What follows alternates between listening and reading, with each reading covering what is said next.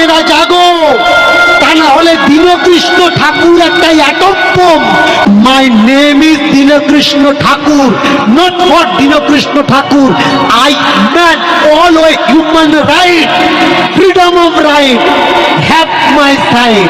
আমার পাওয়ার অনেকে জানে না। এই সমাজের সমস্যাটা কোথায় জানেন? যদি কোনো শিক্ষিত ছেলে কোনো বাবাজি গোসাইকে কোনো সায়েন্টিফিক প্রশ্ন করে আর তার কাছে যদি উত্তর না থাকে, তো সে তাকে সিধা বলে দেয়, তুই নাস্তিক, তোর মুখ দেখাও। কেন বাবাজি? প্রশ্নের উত্তর নেই। তা তোমার বলতে অসুবিধে কোথায় যে আমি উত্তর জানি না? বর্তমান বাবাজিদের দশা কিরকম জানেন? হাটে বাজারের চুলকানির মলম বিক্রি করা মানুষদের মতো। হাটে দেখবেন যারা চুলকানির মলম বিক্রি করে, এদের কাছে গিয়ে বলবেন যে ভেলোরে গেছিলাম, ক্যান্সার হয়েছে, ফেরত দিয়েছে।